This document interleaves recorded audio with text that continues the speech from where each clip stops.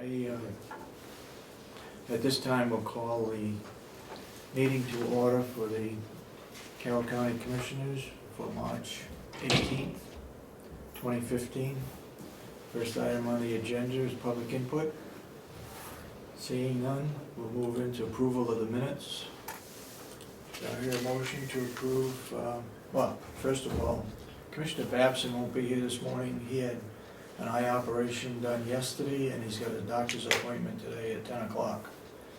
So he will not be in attendance this morning, but he will be back for Friday. So, that said, do I hear a motion to approve the March 11th meeting minutes? With one change, Okay, and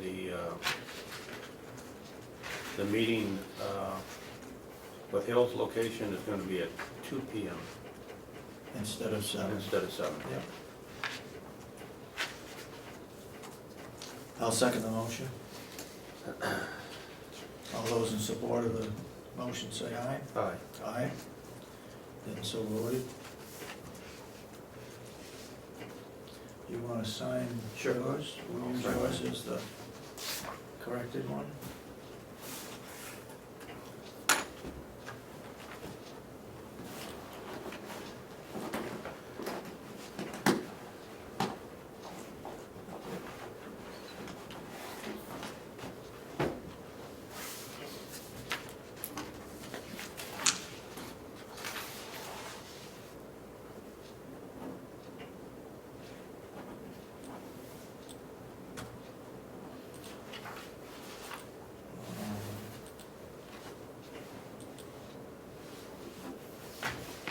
Okay. We have a couple of non-public minutes.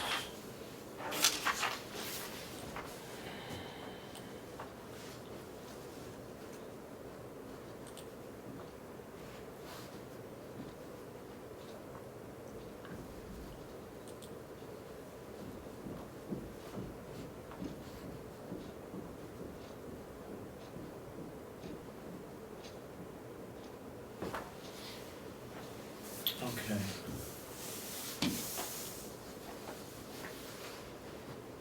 That was March 11th also, right? Yep. Yes.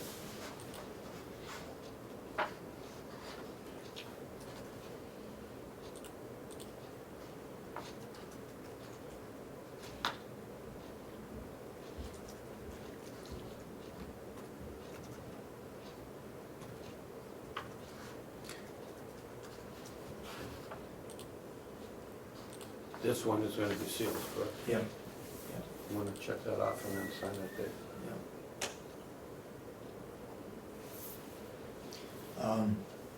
Check off the seal, yes. Okay. Okay. Do I hear a motion to accept the non-public session 1 of 2 for March 11th, 2015? So moved. I'll second it. All those in support of the motion say aye. Aye. Aye. And then I will sign it and you can take care of it. I sure will.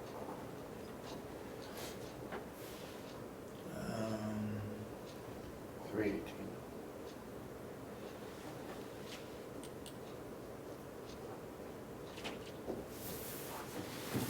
Okay, the second, one of, was that 2 of 2 or 1 of 2? It's up at the top. Non-public session. 1 of 2. All right, this is 1 of 2 Did I not also. change that one? Which, is that one sealed, This that's is- in your hand? This is the one that's not sealed. That should be 1, that should be 2. You This might- should, You this might should just be cross out the, 2 of 2. the one that's sealed is session 2.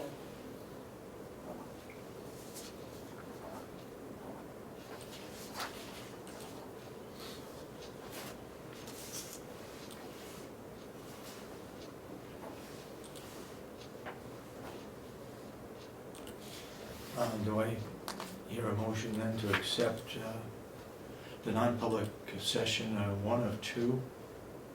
Oops. I'll make a motion, we accept those. Do you want to say 2 of 2, since you already did 1 of 2? Yeah, let's Okay. correct the first one, it's 2 of 2. Okay. Sorry about that. Yep, I second that motion. And this is not sealed. Not sealed. Okay, All those in support of the motion say aye. aye. Aye, and so voted. Okay, I have a letter here, which is dated March 18th. We're sending to, and this is regarding Hale's location, so we act as the selectmen in Hale's location. Please be advised that we, the Carroll County Commissioners, acting as selectmen for the unincorporated place of Hale's location, have voted to withdraw from the current education contract with SAU 9 effective June 30th, 2018. We would like to propose a new contract to include the grandfathering of any current students enrolled in SAU 9 to continue their education until they graduate. Please advise as to how to proceed. Best regards, the three commissioners. This was a request that was given to us at our last meeting with the Hales location residents. So we're just following up on it so that when the contract, we have to give them a 3-year notice. And they wish that the current students continue to be grandfathered, so I'll make a motion to accept the letter that we sent to Dr. Nelson. I second that motion. All those in support of the motion say aye. Aye. Aye.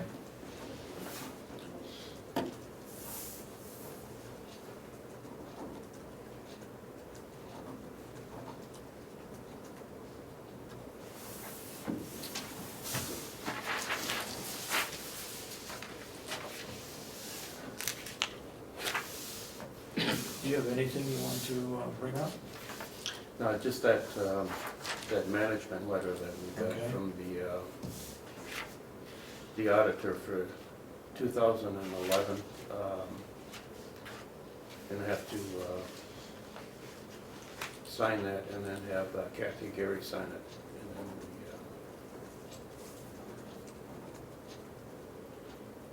that should be the final step in the completion of the 2011 audit. Okay.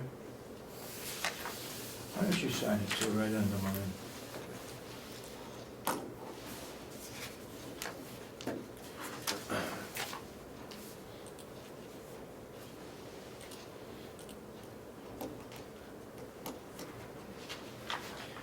And I'll bring this downstairs and give it to Kathy Gary and have her sign it. Right. Okay? Yeah.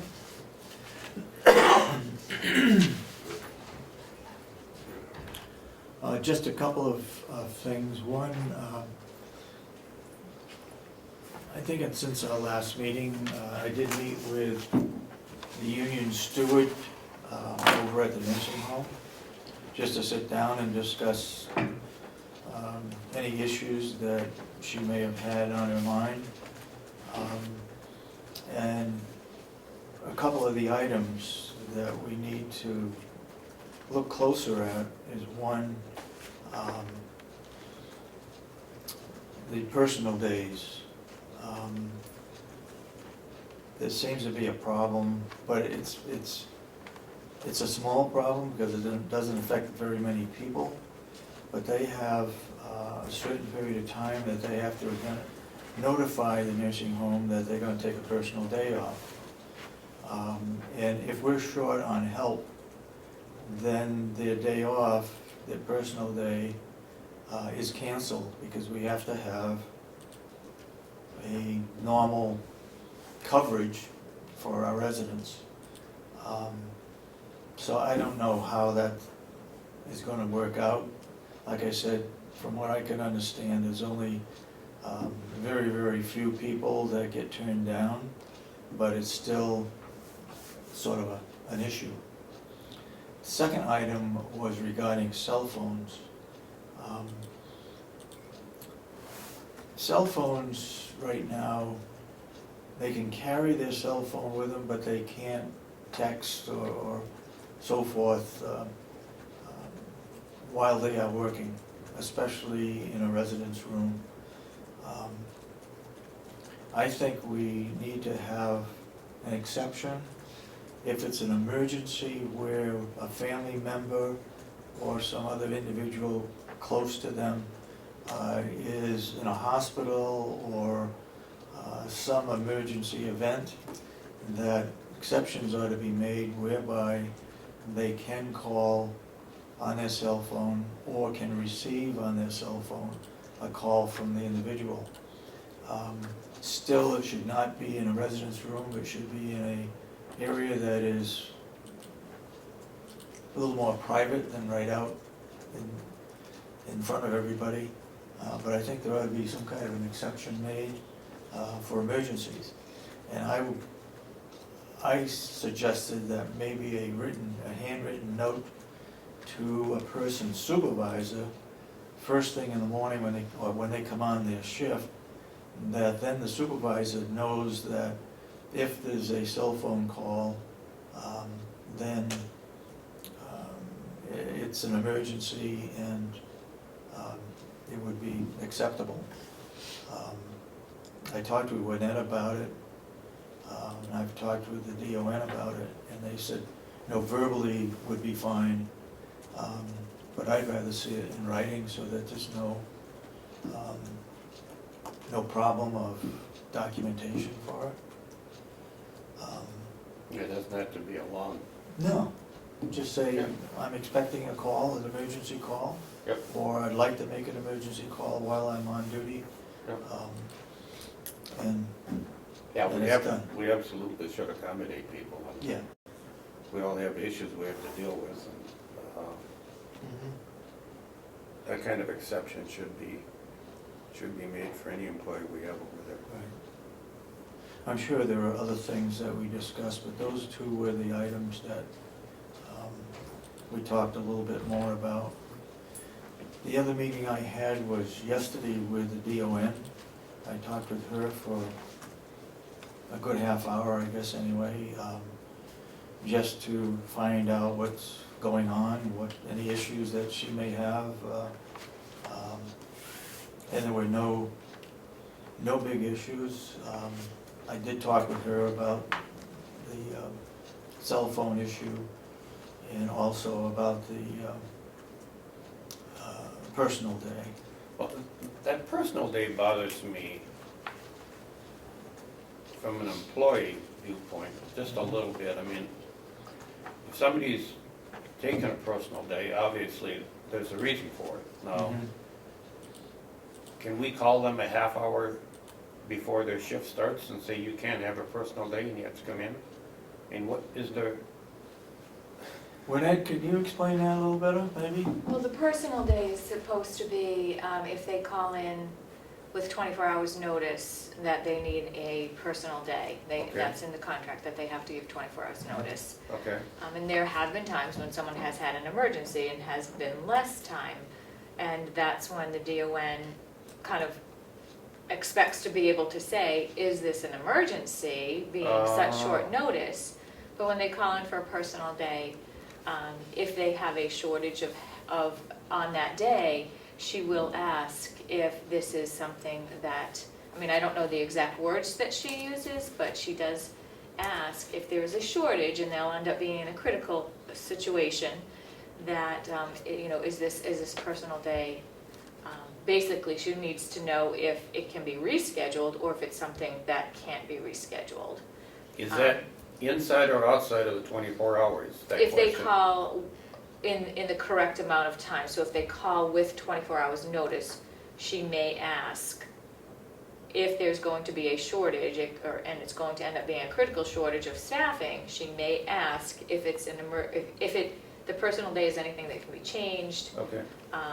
And I don't know her exact words, we can ask her as to exactly what she asks, but that's what the union is a little bit upset about, is that she's asking why the personal day is happening. But the employee can turn down the request to come in. I mean, it's still their option, right?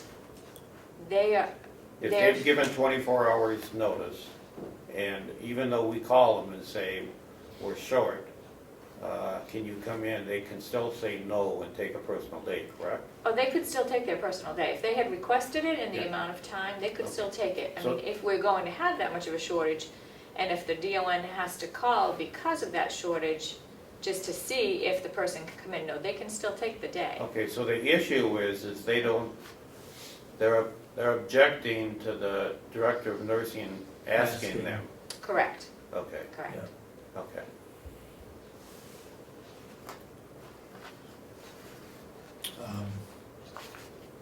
So if, the only thing, if we're short, then the DON would ask the person whether it's an emergency or not. Or- Otherwise, it would be given, Yep. approved. And all the person has to say is, yes, it is an emergency. And then the DON has the choice of saying, we're gonna be short, She could deny that personal day. even though it's an emergency.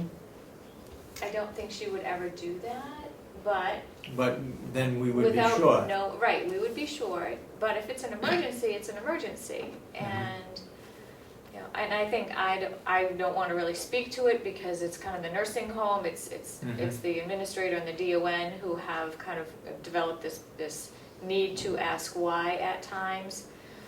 What the union is saying, what the AFSCME has sent a letter about is Yeah. that a personal day is just that, a personal day. And they're invading Privacy. the personal privacy rights, when I'm not sure that that would be the question, is it actually violating their rights if she is asking if it's truly an emergency or truly we're short-staffed, is there any possibility of you changing this because we're short-staffed? And I think that's really what we need to work out. Mhm. And I don't think she has denied, I believe if one, and it may have not been done correctly, and I'm not going to, Yeah, talk about that situation, but I Right. don't believe she's denied them.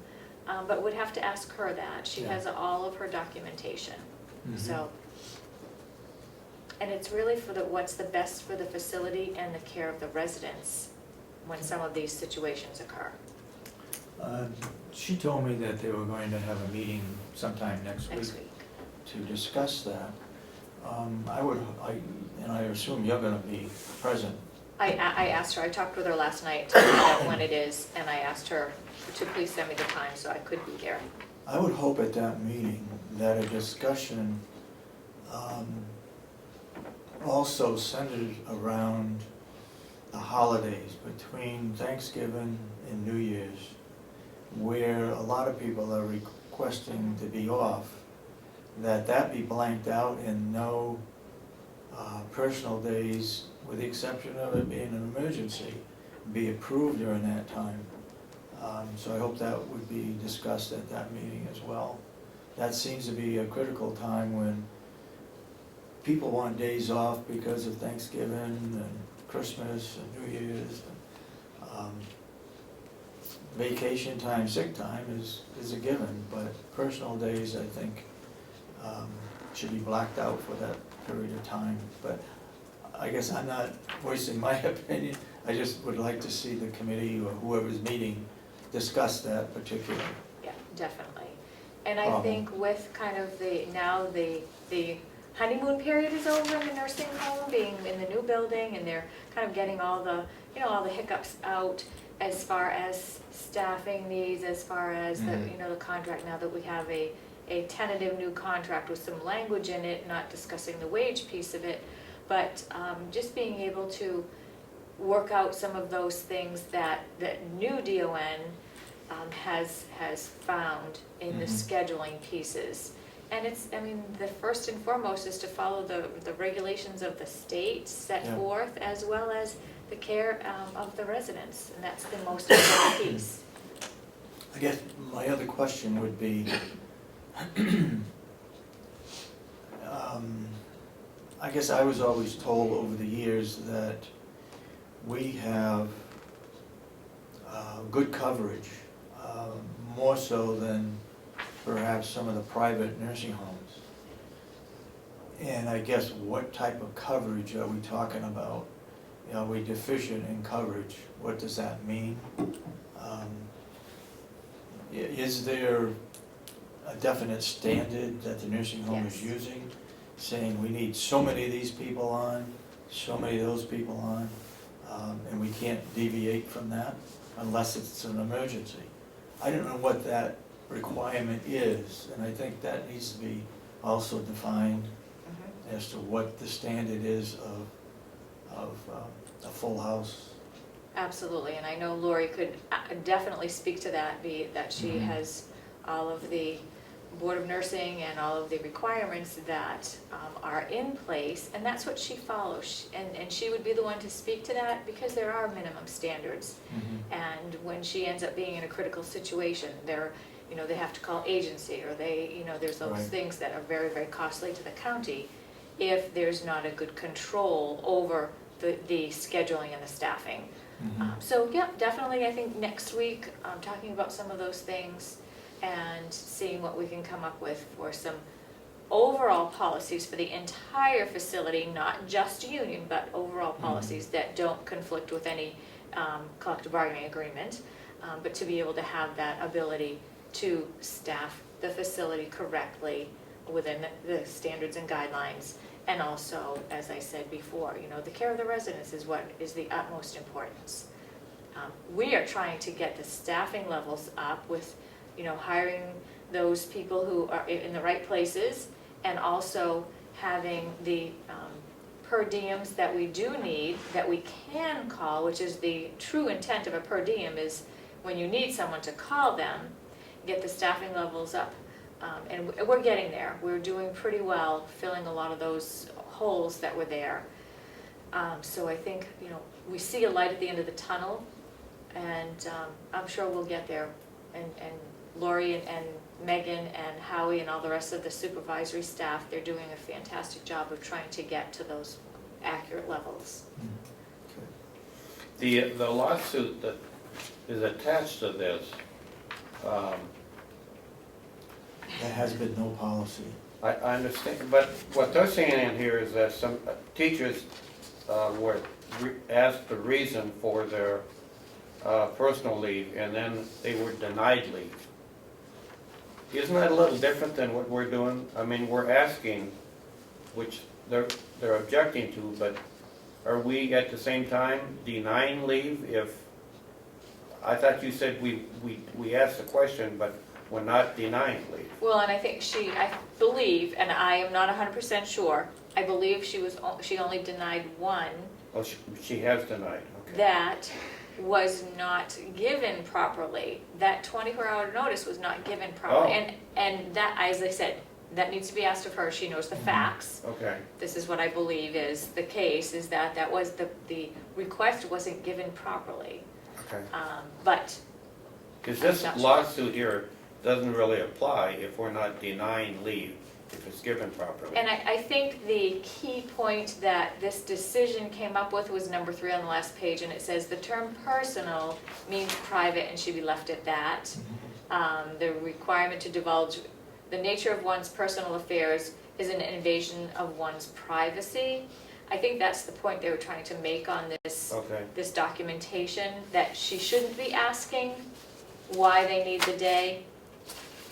Now, I think it would be very appropriate that if she knew we were in kind of a critical situation with not having enough staff, I think it would be very appropriate for her to be able to say, is this something that you could reschedule or plan for another day because we are in critical staffing? I think that would be absolutely appropriate to ask. Okay. So that's Well, what we'll. if she just asked, is this an emergency, that's all she'd have to ask. Well, and I don't think a personal day necessarily has to be an emergency, and that's why that's a fine line. I don't think all personal days are always emergencies. So I think if she was to ask, if she knew she was going to be in a critical situation, just, is there a possibility of changing this because we are not staffed properly that day? so you're just saying that the terminology that we use might be able to get around the invasion of privacy. Right, and not to ask, why Yes, the person, yes. what's the Okay. reason for the personal day, but, Okay, And as I said, you know, if we check with Lori, how many has she had to ask and how many has she denied?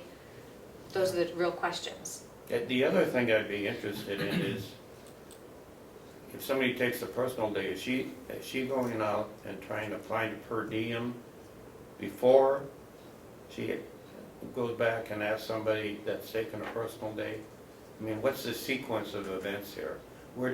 If she's going to be short-staffed, does she go to the people that have asked for a personal day first, or does she try to fill it with a per diem before she goes to the people?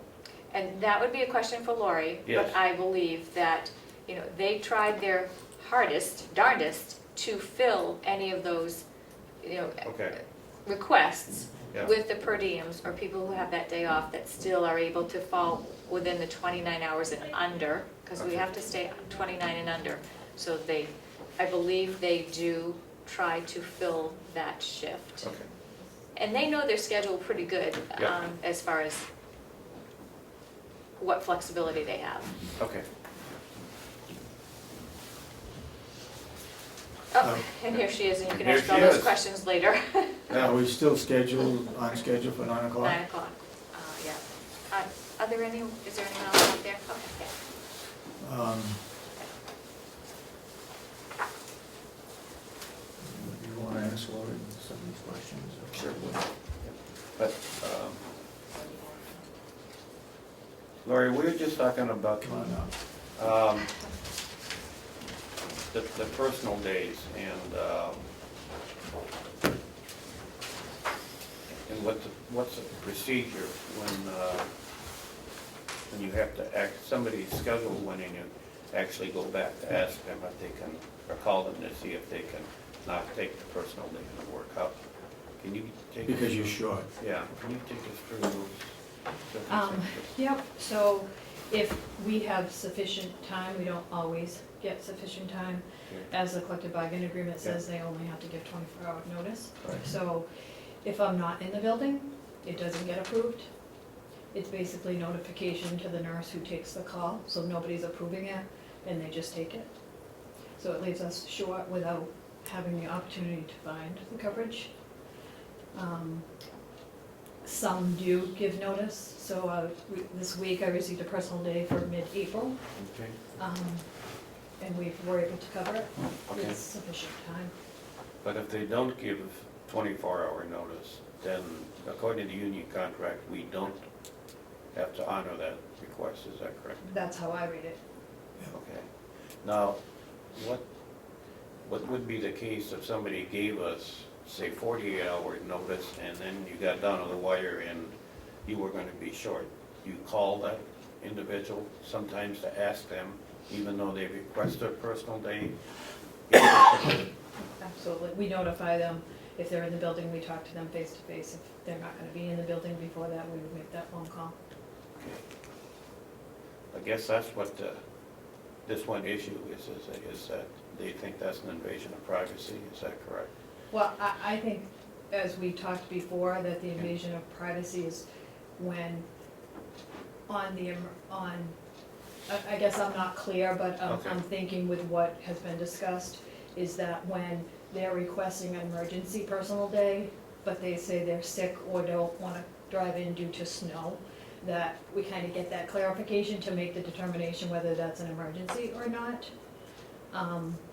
So I think that's what they're thinking is invasion of privacy, that we're asking for confirmation of the reason for the emergency personal day, Okay. but I'm not really quite sure what that's. Yeah, But just on the emergency day, not on the general personal day.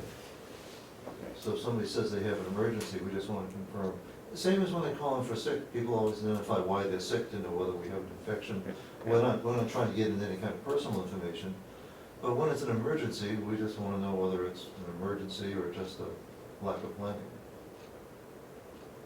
So what seems to be happening is that there is some thought that they automatically get 3 personal days. They can be taken whenever the employee chooses, and that it can't be denied. So because it is in lieu of sick days, and we have the episodes, is that most of them are taking them in lieu of sick days so that they don't get an episode. So most of the call in the beginning of the year, because the year starts and the episode starts, we're seeing them request their personal days, the 3 personal days first, with the thought that they automatically get those. In reading the collective bargaining agreement, it says the county may. It doesn't say the county shall. So I read that as being, we may approve if operational needs are met. Doesn't mean it's an automatic 3 days for 100 nursing employees in the building to take 3 personal days. We treat it as essentially as 3 additional vacation days. And as with a vacation, you put in your notice, and certainly we try to accommodate all requests.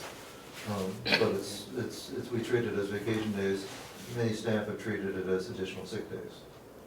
If the contract was turned down, but if the contract gets approved and we eliminate the episodes, do we still need personal days? They can either take it as vacation or as sick leave. Personal days, like you say, if they're sick, then that could be construed as a episode. But if we eliminate the episode issues, then that doesn't matter. They're just given 3 extra days of vacation, basically. Correct. And that's, I think, how it was intended to be used. So that if people had personal needs that, wasn't part of a vacation, wasn't a sick, whether it's a closing on a house or something that they wanted to plan for, that they could say, I need next Tuesday off. Yeah. Can I have that off to do this? That's a personal day. We don't ask what for or why.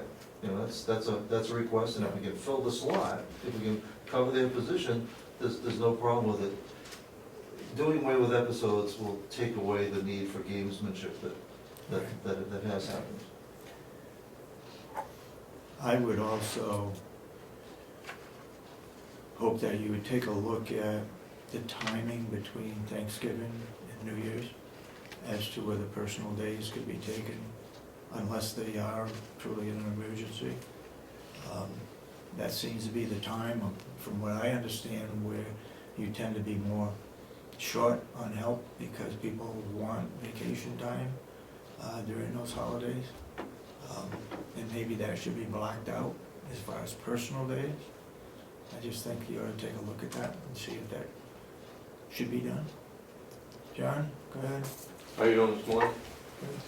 In regards to the debate of privacy question, that maybe that through policy making, that they could have it so that the one requesting time off would have a series of questions to address to the administration. That would open a dialogue for you to fill in the blanks and say, we're short-staffed, or whatever the case would be. And that would take away the incident of privacy invasion, because you're putting it on the one that's requesting the time. Mm-hmm. So it never becomes an issue at that point. Okay, thank you for your comment. Anyway, I think it ought to be looked at. I think we need to, with Human Resources, look at this, because I think they still might think that I think what's in question is that we're asking the reason for the personal day, it's not Yeah. our business. Yeah. I don't know if you did review the Labor Department situation that was sent with that letter, Mhm. but if you, first of all, I think the situation is very different than ours, we're open 24/7. Yeah. Teachers have 3 months off in the summer to be able to exercise those personal days. Mhm. But the collective bargaining agreement under the teachers' agreement, very clear of when a personal day could be, it's clearly, for these reasons only would they be allowed, and it says that they all get 3 days. Mhm. So it's not a may shall, it's that they get the 3 days. So I think that situation is very different than our situation, but we do have some time to sit down and talk about this stuff. It really should be a give and take. I mean, if the employee has an emergency, they ought to understand that, yeah, most likely they'll be granted, but on the other hand, it puts a burden on those people. If you're short on help, that means somebody else is gonna cover for their work during that day. I'm not aware that any emergency request for an emergency has ever been declined. I know, there may be only one, like I stated earlier before you came, there may be only a couple of cases whereby it might be turned down. Yeah, It's not a big. I don't think it's an issue whether or not the emergency is being turned down. It appears the issue to be that we don't have the right to ask them if it's an emergency. Yeah. But what is That's an what- emergency, I guess, for me as a Yeah. supervisor, where it says that the personal days may be approved, who's approving those if I'm not in the building? Yeah. Are you gonna put the onus on the nurse, which is not happening? They don't feel that they should be approving these personal days Mhm. because of what's being said to them by the union. So therefore, they just take the call out and they work short. Okay. I am responsible for operational and staffing in the building. Mhm. I'm gonna have to answer to state when they walk in August, Yeah. when an employee who doesn't use these personal days or uses them appropriate is gonna say to the state that, yeah, we work short because there's 120 sick calls a month. Yeah. So I'm gonna have to answer to that. Yeah, absolutely. So when we consider what's in the CBA, we have to consider, Yep. you know, it has to be Mhm. resident and operational needs. Totally Have to agree. be considered. The other question I brought up is, do we have a definite policy as far as being fully staffed or appropriately staffed? I mean, where do you decide that we're short-staffed? Is that And dictated by therefore- the state? It is not, it's dictated by acuity of care, which Okay. can change Okay. daily. You know, if we lost 3 skilled people discharged today and got 3 new people with a higher acuity of care, we have a standard that's been established. Okay. We have critical, you know, and nursing as well as myself have all, you know, when they feel there is not adequate staff, they let me know. So for example, we run 10 LNAs on night shift frequently, can only get 8 because of staffing, and anything below 8 is critical for safety. Okay. So, I mean, Is it's that all, dictated by the audit group that comes in? it's No, not, It's not, there's no, there used to be a state ratio. yeah, but there's not anymore. There's not anymore. Okay. Okay. So we have optimal schedule that we schedule to, Yeah. but we have acceptable that we can fall to, but that's the bottom threshold that we can have for safety. So Okay. there's a bit of a difference sometimes between acceptable and optimal, but it's actually pretty tight. Okay. We don't have that much latitude, because we really have 4 different units, and you can't strap any, it isn't just the whole building staffing, it's the staffing in a given unit, and that can't fall below a minimum threshold to be safe.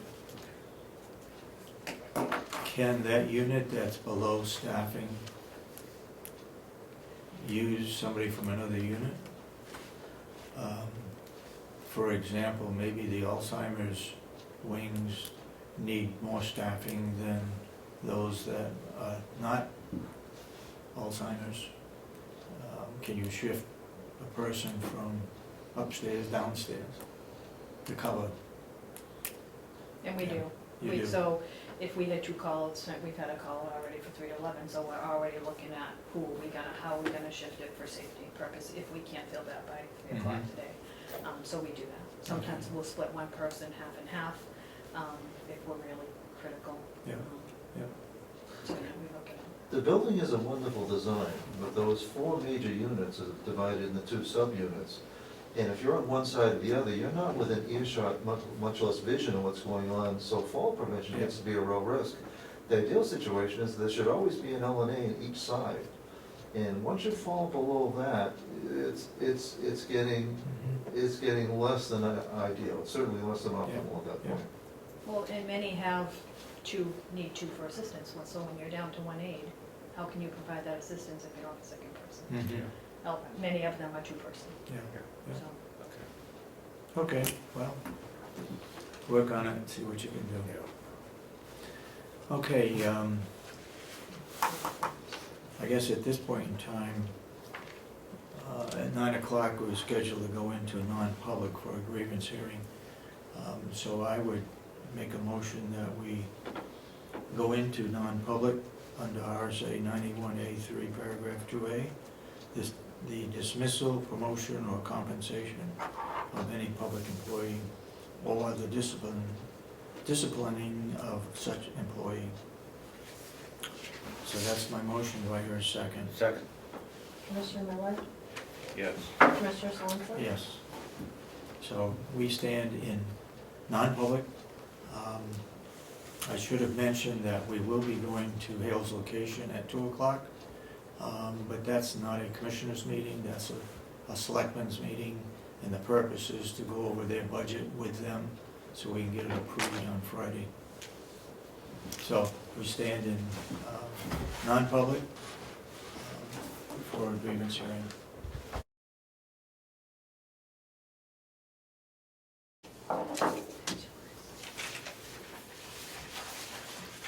Okay, we're back in public. We made a motion to seal the minutes for the reasons that is stated here, affect adversely the reputation of any person other than a member of this board. So we're back in public, and we have the director of the nursing home here. Two questions.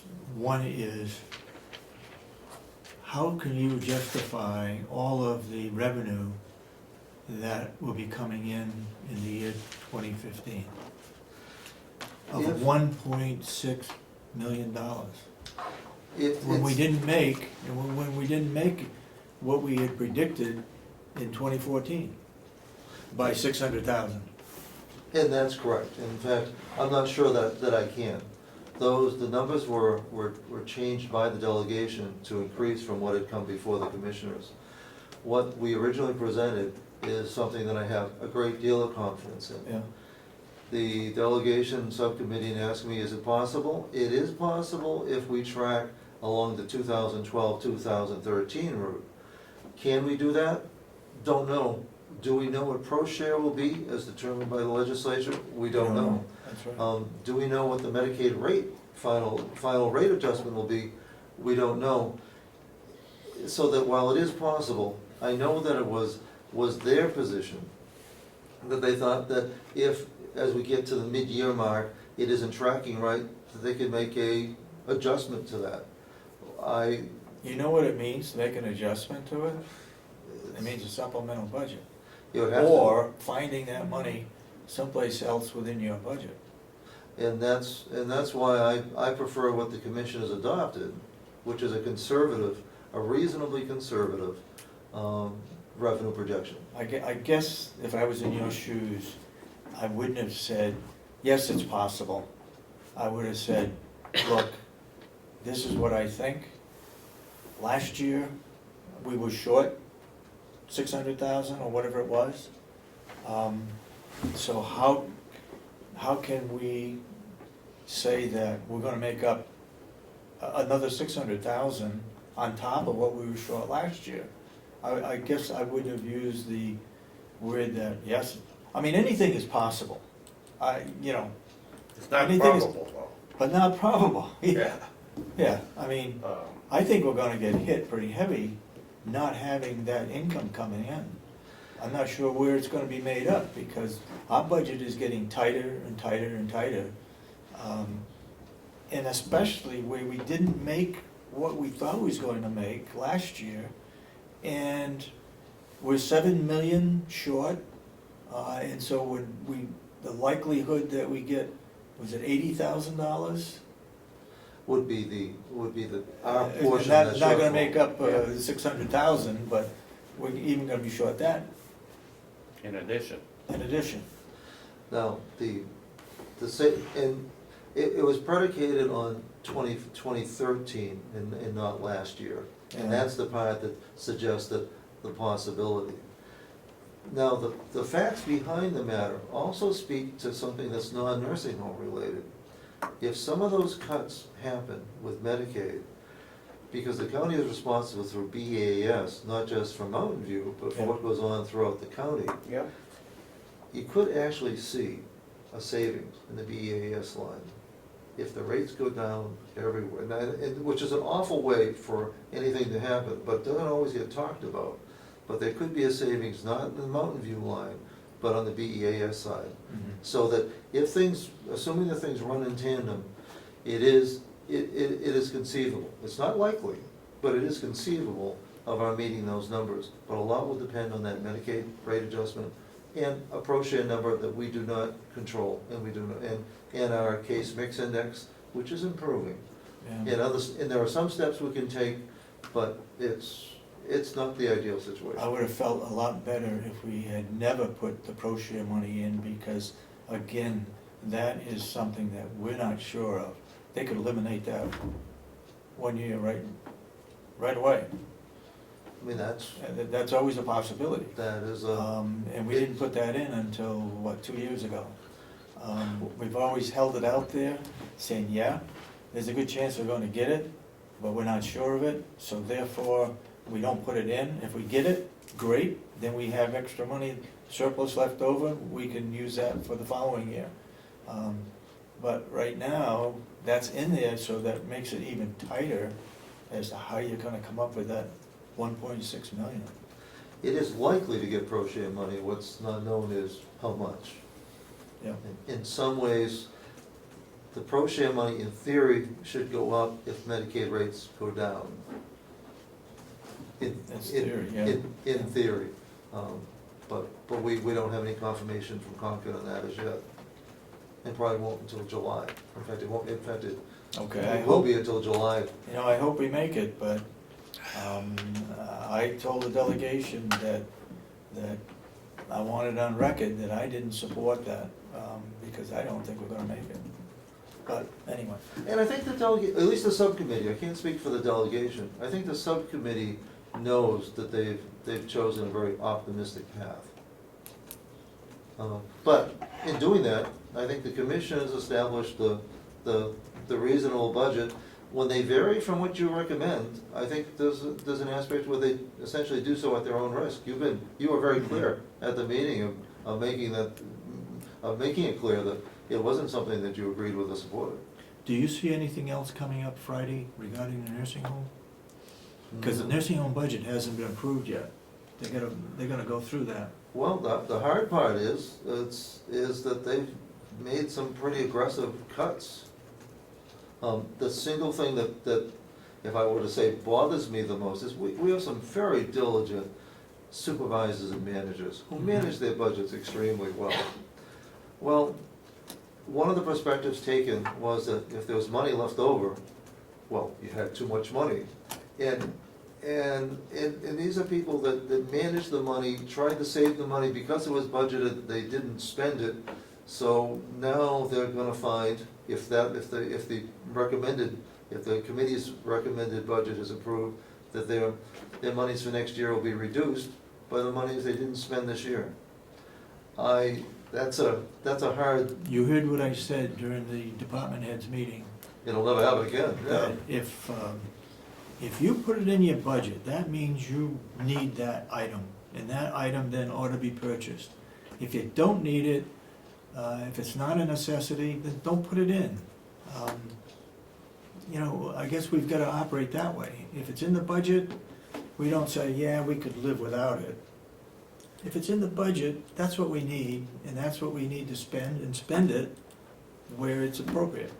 Well, what happens sometimes, the notable thing is, we budget for something, but then we're able to arrange a donation or something that takes the place of it. Well, that's And we still different. save the money, it's needed, it was not a padded budget, but we find other ways to get to the same goal and save the county money. That's a good thing. I'll agree with that exception, yeah. That might Yeah. not, and while we can do it 1 year, there's no way to guarantee that we can pull that same rabbit out of the hat the second year. Yeah. And I hate to see the departments. And again, it happens in our office where we budget for a piece of equipment thinking that the piece of equipment is really old and it may go down this year, but it didn't, so we have money left over. But you don't replace it anyways, just because you budgeted. Well, if it's old, we put it on a, Denny, what do you call it?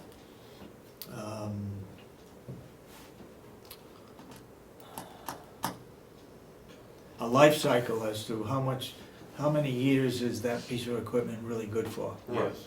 And if it comes up to that and it's finished its life, even though it may still be acceptable, I would buy a new one. See, we tend to squeeze an extra year out of something. I know. You know, because, I know. well, because if it's still working and Bob is so good with repairs, Yep. but yet sometimes Rob will budget for replacement, I- but if it turns out we can get another year or another two, it's I- money, I- it's money saved. I feel the same way, but the direction that this county is going in is just exactly what you said. If there's money left over, they reduce it. We get punished for it. Yeah, and that's too bad. I don't necessarily Let me agree with ask that. a question here on, in the budget. You know, we've got this bill going through the House about appropriations. I think we all, up to this point, have assumed that an appropriation is on the expense side. But the way that budget's put together, you got a revenue budget and you got an expense budget. If you look at it line item by line item, is the revenue also an appropriation? They approve it. So if, It's not, you're not appropriating money, you're just accepting that. but the- Revenue's if gonna you come look in. at, if you look at the way the RSA is written, and they're saying we have to notify them every time a line item in the budget exceeds $1,000. Right.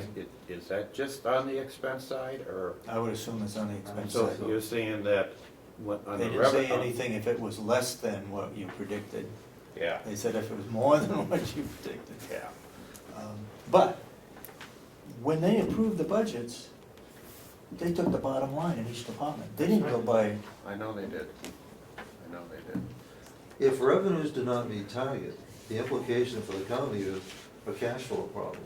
And of course, what some towns, some counties end up having to do in order to meet cash flow needs is to essentially issue revenue anticipation notes. Well, that's how we operate all year long. hands. Yeah, We borrow the money all year long. in anticipation of tax revenue coming in. Yep.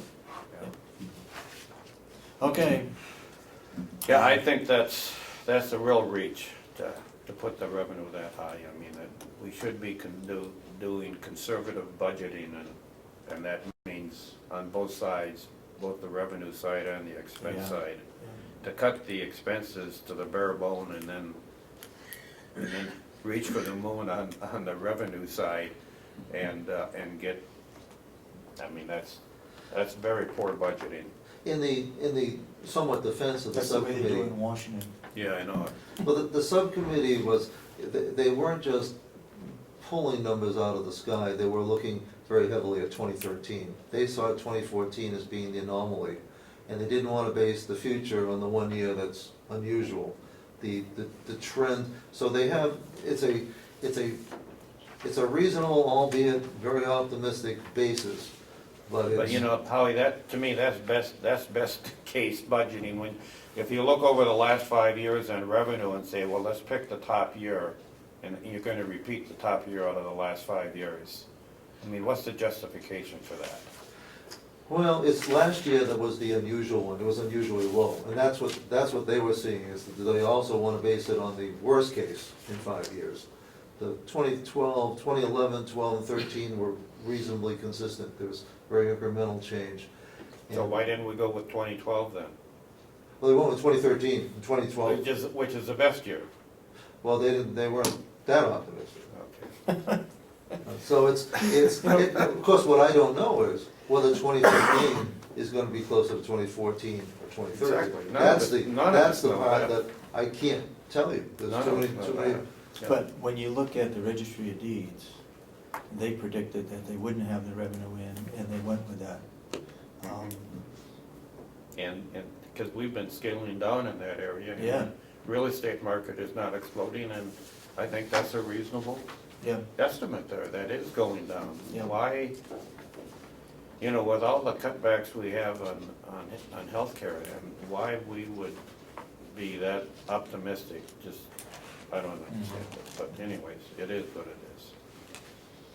okay, I hope they don't Yeah. cut too much more on Friday, but I hope not, I mean, they're already, they'd be here with all your documents, so it's that about, you can. it's about $300,000 that they got in.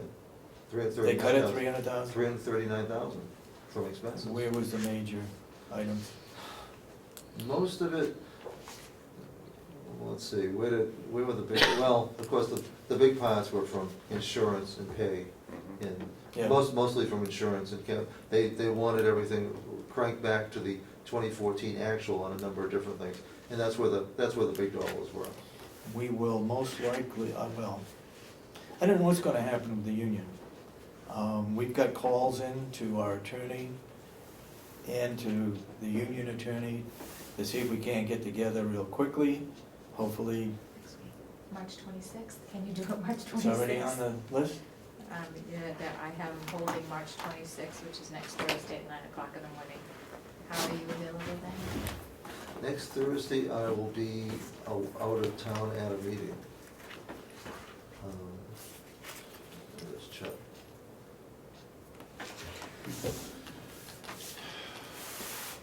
The only thing we have is, so it's at 9 o'clock? 9 o'clock is what they have, they're holding.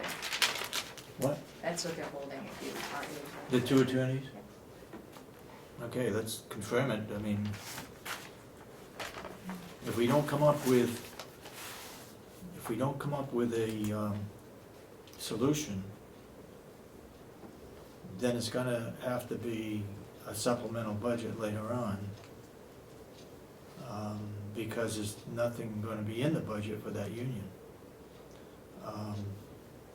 And we don't know whether they're gonna stick to what they have and then go to arbitration. Regardless, it's gonna cost the county taxpayers more money. Yeah. There's no way around it. Hopefully, I mean, we've spent 17,000 already. And the prediction is another 8.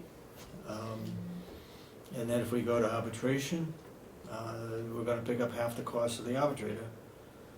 And then it's gonna come back from there, so, I mean, this could be a long ways away. That's Because- Thursday, the 26th, Thursday. what time? 9 9? o'clock. 9? 9 or 10, whatever Yep. you can. Are you okay with Howie not being there, with Lori being there, and you, Kathy, and I, as long as Kathy's available to do that? Because I think Howie, you would, your input, it's mostly on the wages, and that's really what the delegation is not looking at approving, is the wages. It's the correct? wages, And in the I think. contract, that's really the only thing they're looking at. So I think, yeah. Because the only thing the delegation can look at is the expense. And Correct. that's the only expense item. yeah, so Yeah. are you okay with deferring to Lori and having Lori here? Definitely, because Okay. it's actually pretty straightforward. I know that the rationale was to provide increases that would make up for the cost of changing the Mhm. health insurance. Yeah. And that's I'd like to think that the delegation would stay with the 75 cents the first year and go to 50 cents the second year. Well, that would be what we would talk about, so we'll Yeah. do that now. Yep. Okay. Second item, Howie, we talked about it earlier, but we've got to do a better job in notifying people about a warning or any disciplinary action that's taken, even promotions. We gotta have eye-to-eye contact with people. We can't put stuff in the mailbox except with the idea that they're going to get it, they're gonna get it in a timely fashion. We've got to do a better job of notifying people and be upfront, be open. We have a 91A policy that we have to follow. I think it's true that everybody else has to do their job as to how we handle business. And you're a professional. Hopefully next time you call the person in and talk with them and have them sign that they had received it. Can I have a point of order? Yeah. If I may. Sorry. Go ahead. Maybe we can just discuss this at our facility administrators meeting instead of doing it in a public session, so that we can have a clear understanding with all of the facility administrators and Mhm. department heads, and that would probably be the appropriate place to do that. Okay. But the point's well taken, and there's no question or disagreement. That represents the best practice that will be the case. Melissa, you got a? No, I deferred to Mr. Bird, thank you. And I think whenever possible, we try to use the chain of command.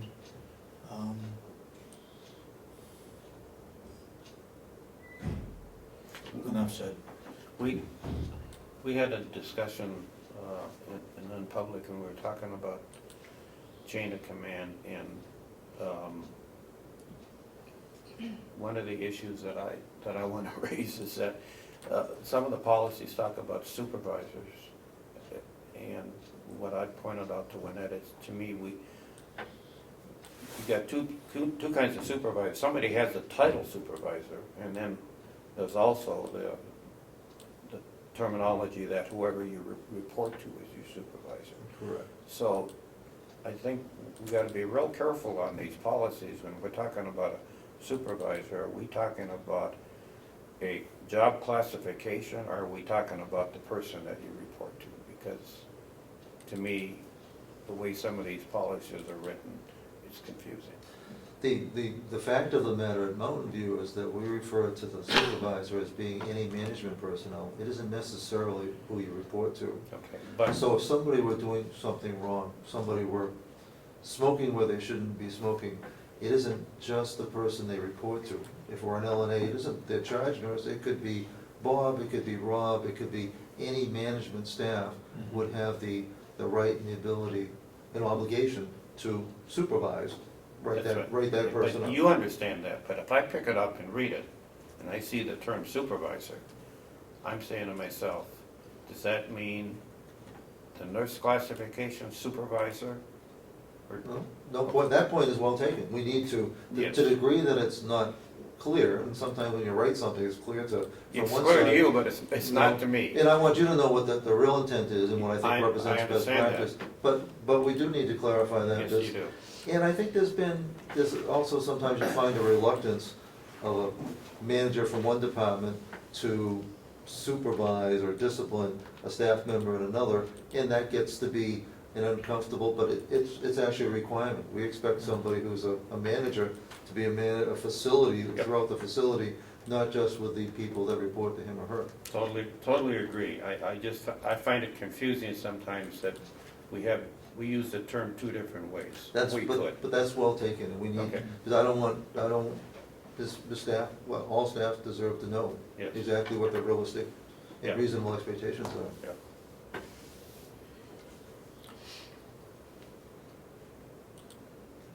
Okay. Okay. Anything else we need to bring up regarding the nursing home? No, No? not on this part. Okay, Howard, thank you very much. Thank you, Commissioner. We have spent the money for the alarm system.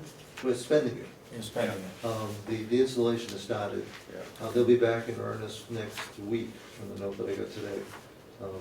And hopefully wrapping up, quite literally, if not the end of March, first week in April. Okay. You're happy with the work they're doing? Yeah, they're actually excellent. They're one of the few groups that was able to coordinate the door control and the alarm part, so Okay. we're very pleased. Good. And they're local, which is Yep. nice too. Yep, Sorry I exactly. didn't make breakfast. Breakfast this morning was for us to be there. Yeah, Actually, not this morning, I'm sorry. yeah. Sorry that we. Well, Commissioner Babson represented you. Oh, He was good. there? He was there. You're kidding? No? Well, great. Yeah.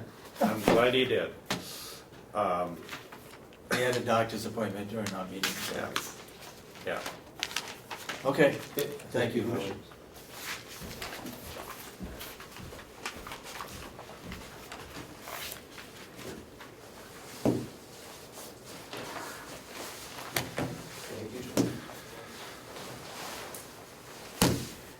When you draft up that letter, the management gets a copy and the union gets a copy.